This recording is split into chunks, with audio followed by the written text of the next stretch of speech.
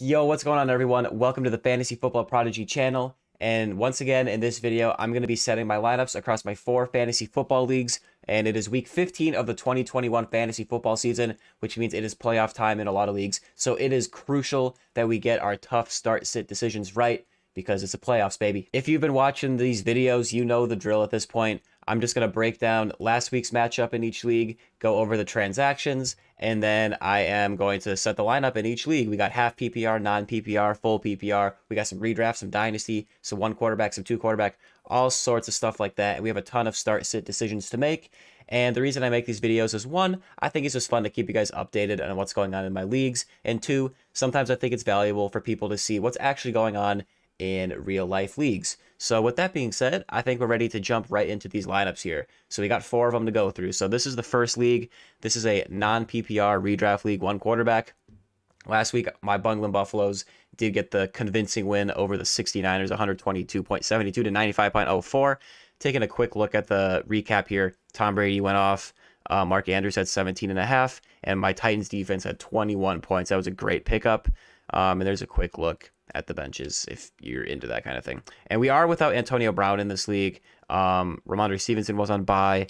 Derrick Henry and Calvin Ridley we have been without. And still, despite being without those 2 early round picks and Henry and Calvin Ridley, we're sitting at 10-4 looking at the ranks here. So we are the number 2 seed, and we should actually be the number 1 seed because last week, my cup of tea, the number 1 seed, his opponent, which was actually Scoliosis, the last seed, Scoliosis picked up the 49ers defense off the waiver wire, but never actually put them in the lineup. And if Scoliosis had actually started the 49ers instead of keeping them on the bench, my cup of tea would have lost, and I would have had the tiebreaker to gain the number 1 seed advantage on the very last week of the season, because this team has been number 1 all year, but instead they finish a game ahead. But if you take a look at the points for, we dominated that over 100 points more than second place and way more if you look at the last place team in points for. We absolutely crushed it. So even with losing Derrick Henry and Calvin Ridley, we are still having a pretty good season, but I wish I did have those guys. And then in terms of transactions, I did pick up the Philadelphia Eagles and drop the Titans.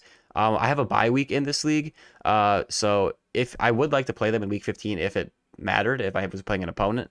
But they have some nice matchups in week 16 and 17 as well. So if I'm not able to pick up a better defense off the waiver wire at some other point, I do have the Philadelphia Eagles that I can use pretty much throughout the playoffs if needed. I was looking at the waiver wire, and there weren't a ton of defenses that have like great matchups. Sometimes it's a good idea at this time of year to carry a couple defenses on your bench because you can look ahead and try to see, oh, in week 17, this defense on the waiver wire plays a good matchup. So even though in week 15, it might not be a good matchup, you can get ahead of the rush to pick up that defense and add them to your team. 1, so you don't have to get in a bidding war for them, and 2, to block that defense from being on other teams. So at this time of year, I like to pick up a few defenses. And honestly, I only have 1 on my team right now, but I probably should go through and just double check and make sure there's no defenses that I should add. And then I did also add Amon-Ra St. Brown and drop Samaje Perine, so not really a big deal. And then setting this lineup here, Tom Brady, he's been my QB1 all season. I'm sticking with it against the Saints. A.J. Dillon against Baltimore, that is my move right now. Man, I'm really deciding between him and Chase Edmonds. Edmonds has a way better matchup with Detroit. But last I checked, James Conner is playing, and this is Chase Edmonds' first game back from injury. So as of now, I am going to stick with A.J. Dillon, even though the matchup is worse. I think the workload for him is a little bit more secure. If I do make any changes to this lineup or any lineup, I'll always comment it down below and put it in the description. But even just because James Conner, the other Cardinals running back, is active, I'm going to go with A.J. Dillon. Just because Chase Edmonds, we don't know what the workload is going to be. James Conner has really overtaken that backfield since Chase Edmonds has been gone. James Conner has been amazing. And like I said, Edmonds coming off that injury, you just don't know how much work they're going to give him. So I did play Romandre Stevenson just with Damian Harris out. I thought this was a nice volume play. He only had 4 points, and this is a non-PPR league, by the way. 10 for 36. Caught 1 pass for 4 yards, and they lost 27-17. So I definitely expected Ramondre Stevenson to do more than that. DJ Moore, right now, it's a tough matchup with Buffalo. He's in the lineup. He's questionable. If he is ruled out, I will put Tyler Boyd against Denver in for him. Or if it says he'll play a limited number of snaps, I'll just put Tyler Boyd in there. And then Deebo Samuel against Atlanta. That's a smash play. He's been an auto start every year, and it's a great matchup. Mark Andrews at tight end. He was the tight end 1 before Travis Kelce went crazy. But that was in week 15 that Travis Kelce went crazy. So I think technically heading into week 15, he's still ranked number 1. But after week 15, unless Mark Andrews go absolutely crazy, I'm sure Travis Kelce has to be number 1 at this point. If not, they're both elite anyways. I'm going to David Montgomery against Minnesota. Montgomery's someone I start pretty much every week when he's healthy. So, and the Minnesota Vikings defense, I am a Vikings fan, but they can be exposed. So, and you look at my bench, there's no one better I'm going to play. Maybe if I had Derrick Henry, I put him in over Stevenson or Dillon, or if I had Calvin Ridley, I'd play him over DJ Moore, but we're without those guys. They are on IR. And then I did play Dustin Hopkins against Kansas City. He only had 4 points. And the Eagles against Washington. Again, we do have a first round bye in this league, so it doesn't really matter. But it is still important to pay attention to your lineups. And I don't know. I thought I'd just show you in case that was helpful at all. Next league, this was actually an auction draft. This is also a redraft league. This is half PPR, 2 quarterback, but more of a super flex. And yeah, this is the league right here. This is the matchup from last week. I got the win, much needed win. Aaron Jones did well. The player I was just talking about, James Conner, he had 29 points against the Rams. He looked like Jerry Rice out there making some of these catches, these one-handed catches. Devonte Adams had a huge game. And yeah, I made some really good start-sit calls for the most part, so that was really good. Even with Kelce not doing much, we still got a convincing win. Now, so the playoffs have not started in this league yet, but it's going to be tough for me to make it. So a few weeks ago, that game when A.J. Dillon was questionable to play, it was before the Packers bye week. Or sorry, Aaron Jones was questionable to play. It was before the Packers bye week. I had A.J. Dillon in my lineup. Once Aaron Jones was made active, I switched it so Aaron Jones was in the lineup, and A.J. Dillon ended up scoring Aaron Jones by quite a bit. He outscored him by quite a bit, and that did actually cost me the matchup. So that was against Team Krabby. If I had won that matchup, I would be 8-6 right here in this playoff spot. But since I lost that matchup, I am now a couple games back out of the playoffs. Only the top 4 teams make it. So these 2 teams right here, the Wide Left Extremists and Team Hot Wheels, are playing each other. So basically, this is how I have to get in, right? Team Hot Wheels has to beat the Wide Left Extremists. I have to win my matchup so that this team would be 8-6 and I would be 8-6. But here is the thing that's messed up. If Team Hot Wheels beats that team, obviously he will also be 8-6. And if you look at the points for, here's me, here's Team Hot Wheels. He has like a 100-point advantage over me. So I have to outscore Team Hot Wheels by 100 points while he also beats another team. So it's very unlikely. I really wish I just would have won that other matchup, but it is what it is. In terms of transactions, this is what we got here. I added Amon-Ra St. Brown. So just kind of a speculative little ad. And then, yeah, here is our matchup so far this week. I did have Travis Kelce. It might be kind of too late for an explosive week to save anything. Again, I have to outscore that team by 100 points while that team still wins. So that's both of those things happening is pretty unlikely.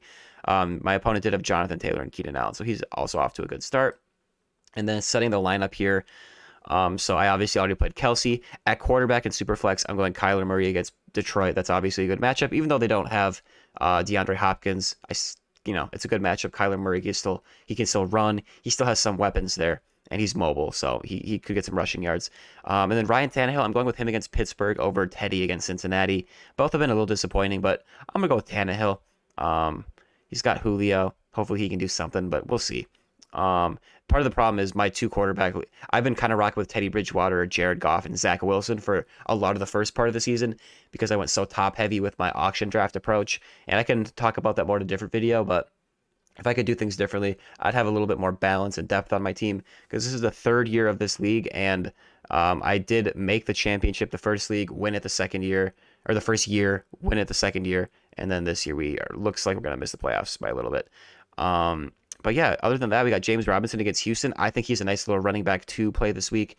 I know the volume has been kind of iffy lately, but I think with Urban Meyer gone, James Robinson is no longer on the injury report, and the interim coach Darrel Bevel came out and said that James Robinson is their starter and will be used as such. So in a good matchup with Houston, I really like James Robinson. Other than that, Aaron Jones, I am going with him over A.J. Dillon. It's a tough matchup on the ground with Baltimore, so my hope is that Aaron Jones sees some passing game work. Plus, I already have A.J. Dillon in another league that I'm starting, so I figured I'll just start Dillon in one league and Aaron Jones in another, although that is the logic that did ultimately cost me that matchup earlier in the season in this league that is probably going to make me lose the playoffs, or not make the playoffs. What else we got here? Devonte Adams is obviously an auto start. DJ Moore, this matchup makes me nervous, especially with his injury. But as of now, I'm going with him. If he's ruled out or looks like he's going to be very limited, I will just put Russell Gage in there. I actually thought about playing Gage over Gallup anyways, but I kind of need a big game. And I feel like if anyone's going to have a big blow-up game, I'm hoping Michael Gallup can have a big play or two. And then I do have James Conner in there at running back. He is projected to play last I heard, even though he's questionable. It's a great matchup with Detroit. So if he plays, as long as there's no report coming out that says he's going to be super limited, I'm just going to put James Conner out there just because, you know, he has the goal line work. He could score a touchdown pretty easily. And if he does see his usual workload, he'll be great, as he has been probably. But if he is ruled out, yeah, or if he's really limited, I'd probably put... Honestly, it'd be Sony or A.J. Dillon, not really Chuba. We don't know. I think Darrell Henderson did get activated off the COVID list, so Sony Michel's time as the only main back in LA is probably going to come to an end. I still think in this good matchup with Seattle, he could be valuable. But yeah, that'd be a tough decision between him and Dillon. If I do have to make that change, I'll let you know. But yeah, that's a tough one. These two are they're both in committees. We just haven't seen, you know, since Darrell Henderson hasn't been playing the last couple of games, you know, we've seen Sony Michel take over that workload. But with Darrell Henderson coming back potentially on Tuesday, because this game's on Tuesday, remember, we just don't know how that workload is going to really shake out. So, you know, Connor and Dillon play on Sunday, and Michel doesn't play until Tuesday. So there are some decisions that have to be made on Sunday, and there are some factors that we might not know about until closer to Tuesday. So that is a tough one. But yeah, that's kind of my thought process with some of those decisions in that league. And then this league, this was a different league here. This is a full PPR. This is also a redraft league, also a Superflex. And this is our matchup from last week. I had the most points. I had 215 points. That was insane. The next most points in this league last week was 170. So we went off. I wish we could have went off this week instead of, you know, just move it to this week, because we are in the playoffs now in this league. And it's a 2-round playoff, and it's 15-16. So it's like there's 2 rounds of playoffs, and each round is 2 games. So it's 15 and 16, and then 16 and 17. Wait, is that what it is? Or is it? Yeah, I don't know. I'll look at it in a second when I go to the standings. But yeah, Dalvin Cook went crazy. Tyler Lockett went crazy. Hunter Renfrow went crazy. Josh Allen went crazy. It was just a really good week for my team. And we are without Calvin Ridley in this league. And I did just lose T.J. Hawkinson to injured reserve. Antonio Brown is suspended. We'll go over that in a little bit. But these are the standings. I finished the season with the most points in the league. Number 1 in the conference, 10-4. This team over here. This is the same person that has Team Hot Wheels in the other league. So a little symmetry there with Team Hot Wheels. Because remember, Team Hot Wheels is the team in the last league that I need to win. And I also need to score him. I also need to outscore him by 100. Recent activity. Actually, did the playoffs start in this league yet? I can't remember. Yes, they did start. So it's 15. Oh, right. It's 15-16 and then 17 and 18. Got it. Okay. So yeah, it's a week 18 playoff. Like the second week of that last round is week 18. That's the last week of the season. You don't want to have your playoffs on the last week of the season. For anyone out there, if it is like that, change it, because a lot of teams that last week, they will sit players, and you don't want your championship to be decided on a week when major contributors are not playing. Taking a look at transactions, I added the Cowboys and dropped the Packers, although the Packers against Baltimore, I mean, the Packers are a good defense, but I just decided to go with the Cowboys against the New York Giants. They're both good defenses, but the matchup with the Giants is better in my opinion. And then I added David Njoku and dropped T.J. Hawkinson because Hawkinson is on injured reserve. It's looking like he's going to miss the year. So far this season, we're off to a good start with Mahomes. He had almost 30, but Romandre Stevenson only 5. So this is a full PPR league, by the way. I think I said that. And then just setting the rest of the lineup, I'll just go over this week, even though technically next week is still the same matchup. I'll just set the lineup for this week in this league. I have Cornell Patterson. He's pretty much an every week start. And then in flex, Dalvin Cook, same thing. He's a stud. You got to play him. And then at wide receiver, it's a 3 wide receiver league. Hunter Renfrow, especially in a full PPR, he's so consistent, and he still has actually some big game ability, and we saw that last week. So on Monday against Cleveland, I like that. Julio, I just picked him up off of waivers actually. Against Pittsburgh. He didn't play a lot of snaps last week. He didn't do great for fantasy, but hopefully this game is a little more competitive and he has to play a little bit more. So hopefully Tannehill can get him the ball a little bit, and hopefully he stays healthy above all. And then Darnell Mooney against Minnesota. I said I am a Vikings fan, but our defense is bad and our pass defense is horrible. And we just cut Rashad Breeland. So Darnell Mooney, he could be really good. And then David Njoku against Vegas, I lost Hawkinson, so now I have to play David Njoku. Sometimes fantasy is tough. Cowboys against the Giants. This is my kicker. This is my punter. This is my head coach. We do have kicker, punter, and head coach. It's a free league. It's just kind of like a fun little thing that the commissioner made. And then looking at the bench here, we're without Lockett, we're without Antonio Brown. Madison, it's irrelevant. He's a handcuff to Dalvin Cook. Kareem Hunt, we did actually just pick him up a couple weeks ago because surprisingly he was cut, and I played him last week. He did get hurt in that game, and he's out this week as well. And then, again, Calvin Ridley. I got Calvin Ridley in a couple leagues here. He's been out pretty much all year. And then A.J. Brown is another player I picked up off of waivers. So a lot of people got dropped in this league, and I think, if A.J. Brown comes back healthy for the very end of the regular season, that could be someone that I, play. But as of now, he's injured. So we have a lot of players that are kind of out. So it's important to have depth on your team, obviously, especially this year with all the COVID stuff, all the injuries. But I still feel pretty confident in this matchup, even with those players out. And one tip I'll give you guys is this was a redraft, just a standard snake draft, not an auction, but it's a 2 quarterback league, Superflex, right?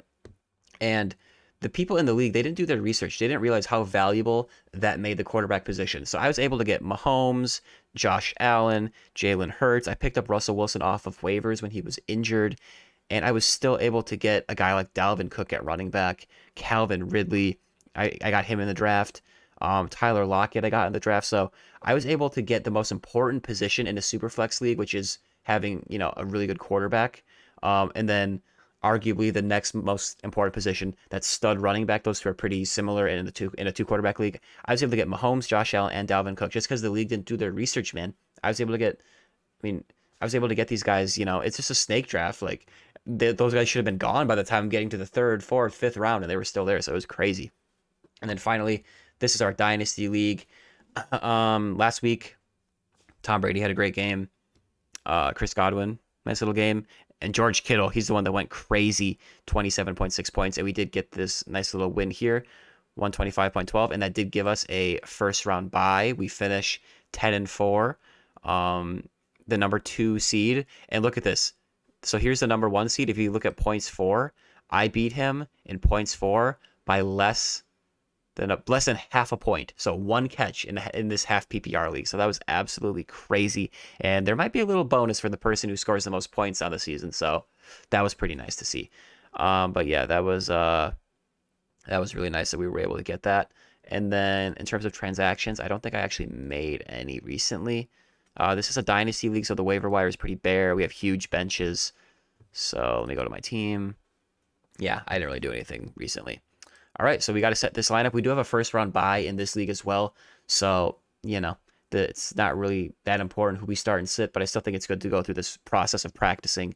So Tom Brady is pretty much an auto start unless you're like my team in this league and you have guys like Mahomes, Josh Allen, Jalen Hurts, and you're like, okay, depending on the matchup, do I bench Tom Brady? But based on the season Tom Brady has had, you pretty much don't want to bench him ever under most circumstances. Jonathan Taylor is obviously an auto start. He's the best player in fantasy right now. And last night against the Patriots, he had 23 points. He just keeps rolling, man. I wish I could just bottle up this game on a week that I have a bye and just transfer it over to next week. I wish that was a thing, but it's not. And we did already play Mike Williams. So the locks for this lineup are really James Robinson against Houston, Joe Mixon at Denver. I'm automatically starting them. Chris Godwin against the Saints. Chase Claypool against Tennessee. You know, earlier or before the season, I traded away Deebo Samuel for Chase Claypool, which ultimately is a move I regret for this season. But lately, honestly, Chase Claypool, he's been okay for fantasy. The touchdowns really just haven't been there. I believe he has 1 on the season. He has 1. So that has really, really negatively impacted his value this season. But, you know, he's been okay. He's been a little bit of a hothead, obviously, as you guys know if you've been keeping up with him. But he's been okay. And against Tennessee, I think he could have a good game.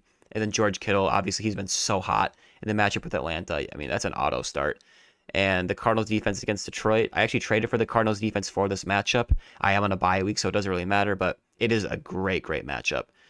So the only real question mark here is Miles Sanders against Washington. You know, they have a committee approach right there. Jordan Howard, I believe last I checked, should be active, so I think he'll be involved. They'll probably get some other guys involved, and Miles Sanders, yeah, it's against Washington, whose defense has been playing better.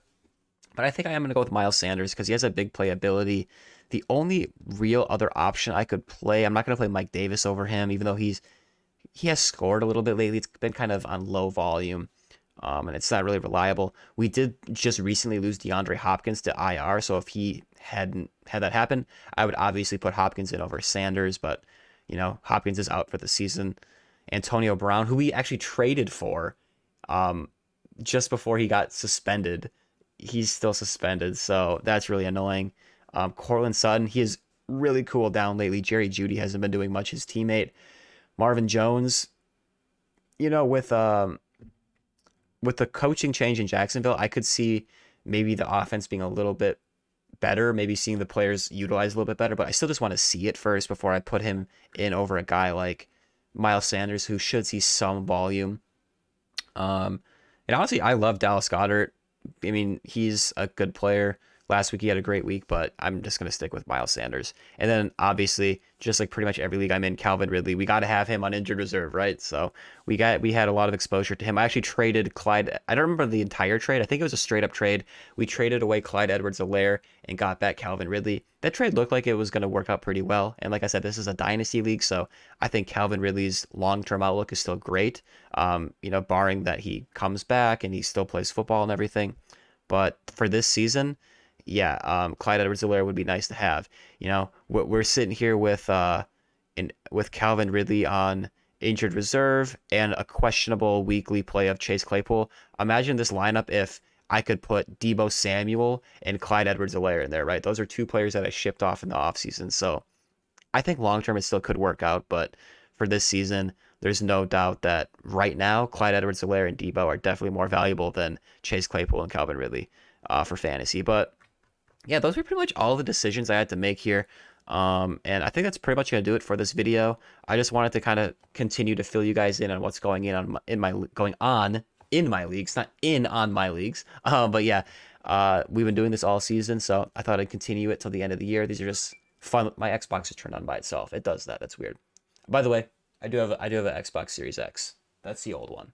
It just turns on randomly. It's haunted. I don't know. But anyways, yeah, that's going to do it for the video, guys. Thank you so much for watching. I really appreciate it. I hope you found it helpful or interesting. Like I said, these videos are just for fun, so hope you enjoyed it. Make sure to drop a like if you enjoyed the video. If you want more like informational videos, I do also post like starts of the week. I post some trade advice videos as well.